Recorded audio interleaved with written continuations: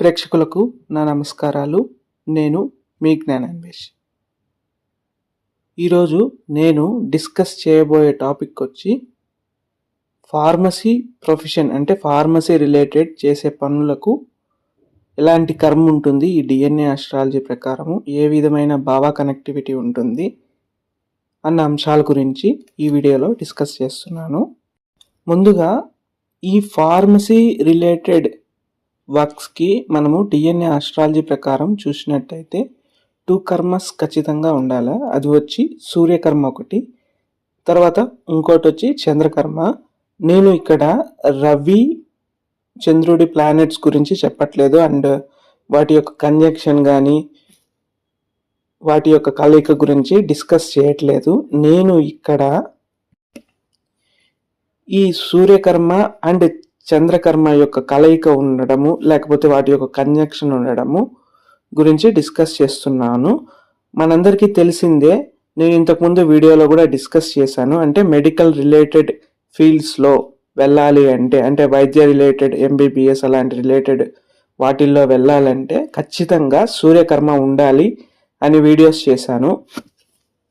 కావాలంటే ఆ వీడియోస్ అన్ని డిస్క్రిప్షన్లో ఇస్తాను, ఒకసారి పరిశీలించండి. ఇప్పుడు మనము టాపిక్ వచ్చేద్దాము. ఇంతకుముందు చెప్పినట్టే మనము ఇప్పుడు ఫార్మసీ అనేది మెడికల్ రిలేటెడ్ ఫీల్డ్ కాబట్టి ఈ ఫార్మసీకి ఖచ్చితంగా సూర్యకర్మ ఉండాలి. అడిషనల్గా మనం చూసినట్టయితే ఈ చంద్రకర్మ కూడా ఉండాలి. అంటే ఈ ఫార్మసీ ఇండస్ట్రీ కానీ, ఫార్మసీ కంపెనీ కానీ, ఫార్మసీ ప్రొఫెషన్ అయినా కానీ, ఈ ఫార్మసీకి రిలేటెడ్ అయిన ఏ విషయానికైనా ఆ జాతకంలో చంద్రకర్మ సూర్యకర్మ కలిగి ఉండాలి. ఈవెన్ ఫార్మసీ రిలేటెడ్ సబ్జెక్ట్స్ చదువుతూ ఉంటారు కదా, అంటే డిప్లొమా చేస్తుంటారు, B pharmacy, D pharmacy, M pharmacy స్టడీస్కి కూడా ఈ చంద్రకర్మ అండ్ సూర్యకర్మ కాంబినేషన్ కానీ వాటి యొక్క కంజంక్షన్ కానీ జాతకంలో ఉండాలి. సో దాని గురించి ఈ వీడియోలో డిస్కస్ చేస్తున్నాను.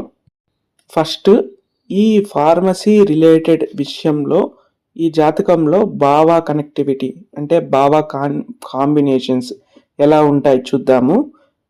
ఈవెన్ మెడికల్ షాప్ పెట్టుకోవాలనుకున్న, మెడికల్ షాప్ రన్ చేసే వాళ్ళకి కూడా ఈ చంద్రకర్మ ప్లస్ సూర్యకర్మ కలిగి ఉంటుంది, ఎందుకంటే అది ఫార్మసీ కిందకే వస్తుంది కాబట్టి. సో దీనికి ఎలాంటి భావ కనెక్షన్, ఎలాంటి భావ కాంబినేషన్ కనెక్టివిటీ ఉంటుందో తెలియజేస్తున్నాను. డిఎన్ఏ ఆస్ట్రాలజీ ప్రకారం మనం చూసినట్టయితే ఈ 12వ భావానికి కానీ లేకపోతే 12వ భావాధిపతికి కానీ సూర్యకర్మ ఉంటుంది. అదేవిధంగా చంద్రకర్మ మనం చూసినట్టయితే 6వ భావానికి కానీ 7వ భావానికి కానీ లేకపోతే 6వ భావాధిపతికి కానీ 7వ భావాధిపతికి కానీ చంద్రకర్మ ఉంటుంది అని డిఎన్ఏ ఆస్ట్రాలజీలో ఉంది. అంటే ఇది వరకు డిఎన్ఏ ఆస్ట్రాలజీ చూసే వాళ్ళకి ఇది అర్థమవుతుంది. సో ఈ 12వ భావానికి సూర్యకర్మ ఉండడం, అదేవిధంగా 6వ భావానికి 7వ భావానికి చంద్రకర్మ ఉండడం వల్ల ఈ 12, 6, 7 భావాలు కానీ భావాధిపతులు కానీ 10వ భావంతో కానీ 10వ భావాధిపతితో కానీ కాంబినేషన్ కనెక్షన్ ఉండాలి. అంటే మనం చూసిన 12, 6, 7, 10 కాంబినేషన్ ఉండాలా. అంటే 12వ భావాధిపతి 6వ భావాధిపతి 7వ భావాధిపతి 10th హౌస్లో ఉండడము, లేకపోతే 12వ భావాధిపతి 6వ భావాధిపతి 10th హౌస్లో ఉండడము, 12వ భావాధిపతి 7వ భావాధిపతి 10th హౌస్లో ఉండడము, లేకపోతే 12వ భావాధిపతి 7వ భావాధిపతి 6th హౌస్లో ఉండటము, లేకపోతే 12వ భావాధిపతి 6వ భావాధిపతి 7వ భావాధిపతితో 10వ భావాధిపతికి కంజంక్షన్ ఏర్పడము, 12, 6, 7, 10 కాంబినేషన్ ఉండాలి. అలాగే ఫస్ట్ ఈ ఫ్యామిలీ, వాళ్ళ యొక్క ఫ్యామిలీ పరంపరలో మనం చూసినట్టయితే ఈ సూర్యకర్మ కలిగి ఉంటుంది, అదేవిధంగా చంద్రకర్మ కూడా కలిగి ఉంటుంది. మనము డిఎన్ఏ ఆస్ట్రాలజీ ప్రకారము ఈ సూర్యకర్మ చంద్రకర్మ కలిగిన నక్షత్రాలు చూసినట్టయితే అశ్విని, ఆశ్లేష, అనురాధ, పూర్వభద్ర నక్షత్రాలు వచ్చి సూర్యకర్మను తెలియజేస్తాయి. అదేవిధంగా భరణి, మఖ, జ్యేష్ఠ, ఉత్తరాభద్ర ఇవి చంద్రకర్మ గురించి తెలియజేస్తాయి. సో ఈ నక్షత్రాలు వాళ్ళ యొక్క కుటుంబంలో జన్మించే వాళ్ళకి ఖచ్చితంగా ఉంటుంది. ఈవెన్ రాశిపడే నక్షత్రం కానీ లగ్న పాయింట్ పడిన నక్షత్రం కానీ లగ్నాధిపతి పడిన నక్షత్రం కానీ ఈ నేను పై చెప్పిన 8 నక్షత్రాల్లో ఖచ్చితంగా ఉంటుంది. అంటే ఒక నక్షత్రము అశ్విని అయితే ఇంకో నక్షత్రం భరణి అయి ఉంటుంది.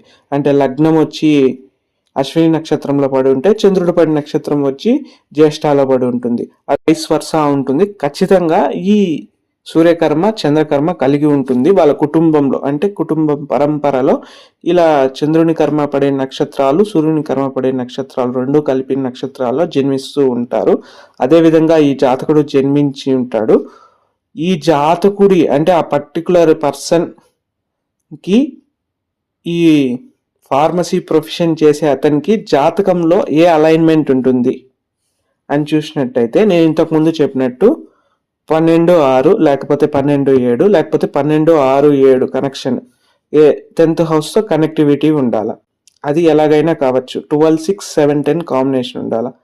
ఇలా కాకుండా మనము ఇంకో కాంబినేషన్ మనం చూసినట్టయితే 12వ భావాధిపతి శుక్రుడితో కలిసి 6వ భావంలో ఉండడం, లేకపోతే 12వ భావాధిపతి శుక్రుడితో కలిసి 10వ భావంలో ఉండడం, లేకపోతే 12వ భావాధిపతి రాహువుతో కలిసి 6వ భావంలో ఉండడం. అంటే 12th లార్డ్ వచ్చి రాహుతో కలిసి 6th హౌస్లో ఉండడము.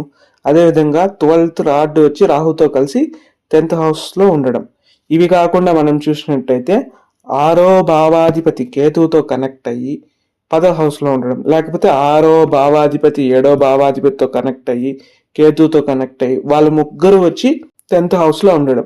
అంటే 6, 7 6వ భావాధిపతి 7వ భావాధిపతి కేతు ఆ 3 గ్రహాలు వచ్చి 10వ భావంలో ఉండడము, లేకపోతే 6వ భావాధిపతి కేతు ఈ రెండు కలిసి 10వ భావంలో ఉండడము.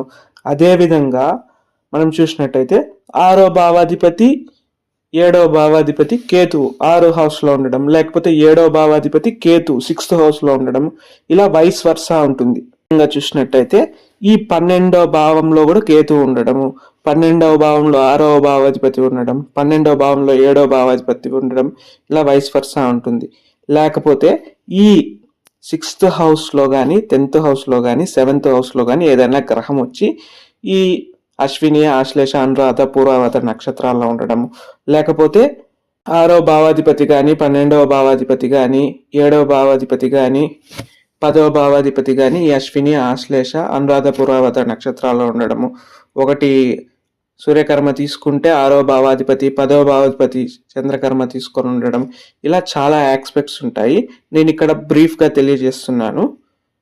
సో ఈ ఫార్మసీ ప్రొఫెషన్స్కి మనం మెయిన్గా చూడాల్సింది వచ్చి చంద్రకర్మ సూర్యకర్మ గురించి చూసి తెలుసుకోవాలి. మరో వీడియోతో మళ్ళీ కలుస్తాను. మీ జ్ఞానాన్వేష్.